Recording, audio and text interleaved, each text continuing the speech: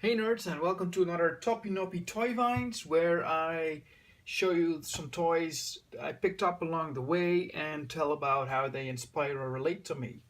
I'm just gonna start with these Web Warriors Cyber Force or Web Warriors toys from Airfix. These are from the late 90s and they are relatively obscure. I picked these up from an online vendor a while ago, and I have a set of, I think, 6 or 5, and I bought them because I really like the packaging, and they're not quite like anything else. So one thing that really appealed to me is that, okay, so right now there's a lot of nostalgia for 80s and 90s stuff, but this is early 2000 stuff. There's this logo right here with the gradients and the texture on the words is I really like how this relates to late 90s, early 2000s, and that's why I got the box. I'm not really a fan of assembling this thing, and an online friend of me said also that these things are not always super good, well made. So I'm gonna keep them inside the box. These are from Airfix, and I tried to look up, their story or where they come from. The back of the box paints a classical duo, eternal struggle between the Encrypticons, which is a cool name, and Cyberforce. And I think this is like these are robots, but they are actually inside a computer or something. I'll have to. Yeah, they fight for control of the World Wide Web, which is actually still happening today. But yeah, so originally I think there's not a lot of info about this, but I think I saw these in a Hobby Japan magazine, and if I am correct, these are Korean. I'm not sure. So if anybody knows anything else about these toys, please let me know because I am kind of fascinated by them. This is Model Kit RAM, and yeah, so this one has a French and an English packaging. I'm gonna open one of them. They've been opened before, so don't worry. I'm not doing this just for you. They've been opened before, and what I like is how simple the packaging is. So I'm gonna have to try this. Pry this open gently. Can I? It's stuck somehow. So this is the manual. As you can see, it's quite small, and it just describes a little bit more about how to build this thing. They're fairly easy to assemble, fairly easy instructions. And one thing, I've never seen this, but I'm actually not a plastic model kit expert. It comes with some glue as well, polycement. So that's interesting. Maybe one day I will build this, but it is said that these can come incomplete. Even when they're mint in package, they can be incomplete. So that's the thing I am not gonna gamble with. And one thing that really bugs me, this is a little bit of an inconsistency thing. So you got these two. They can also transform. So this is a dinosaur that transforms into a biped and something of a four-legged army bomber that transforms into a two-legged army bomber, which is nice. So there's like the biped form, and then there's the four-leg form. But then there's this box, which is just the other way around, and that's just funky, right? That's like the designer in me is really rubbing his head right now when you see this. So I might actually one day put this one away, because it's forever unclean. But yeah, so those are the Web Warriors. Let's see what else we got. Picked up some cheap Skylanders. These are 99 cents right now. I really like the designs. I'm not gonna unpack this because I just love packaging, so there's that. And then there is one thing I picked up, which is well, it's too big to fit on the screen, but this is Warriors Mobile Suit Steel, the card game. And this is a Gundam knockoff, or a mobile suit knockoff.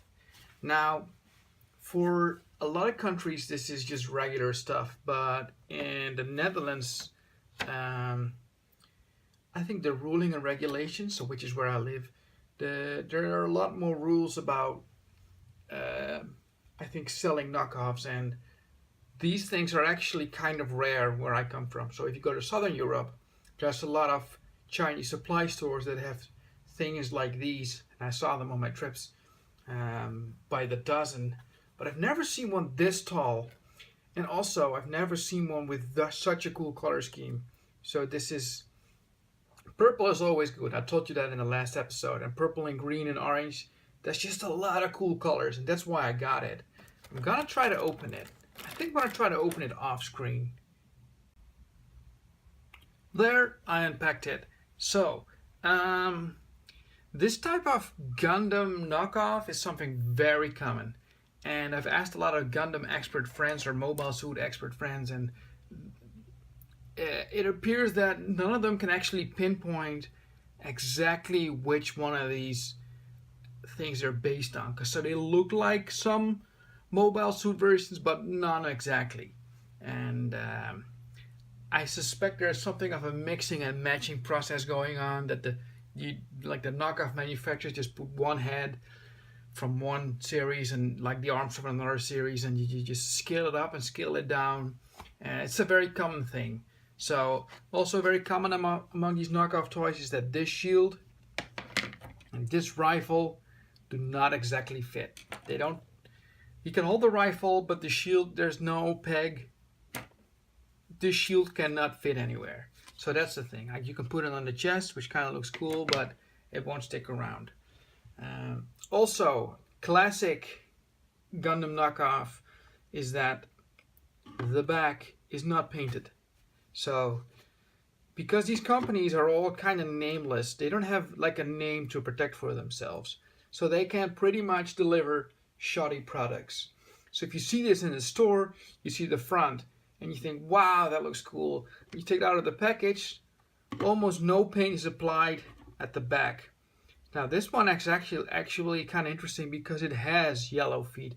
I've never seen the back painted like that before. But all of the rest is just not painted. And if you're disappointed in this toy, there's no company you can kind of be mad at and boycott. So they don't really care. It's just what I want to put out there. I still think it's a super cool toy, and I kind of like it. So what I like most about this thing, and I didn't know that, but a lot of these have sound functions, and this guy sounds kind of funny. He has a few funny quotes and a few laser sounds. I'm gonna play it for you. And the one in the end is it just sounds like a cartoon character. Fire! Fire! Fire! Fire! Don't move! Drop the gun! So he says, "Don't move, drop the gun," which is very, very funny because robots, they don't usually sound like that. So yeah, there it is. Mobile Steel Suit Warrior, the card game.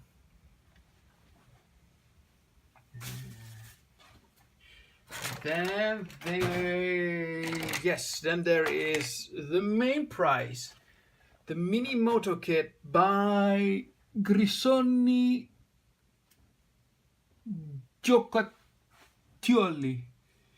Giocattoli, which means Brissoni Toys. Really, it's Italian. This thing is, I picked this up at a trade fair, a trade show, and well, if you follow my toy making stuff a little bit, you can kind of understand why this appealed to me, especially if you saw last week's episode. This is a display box, just like the one I was trying to make. And it just looks so good.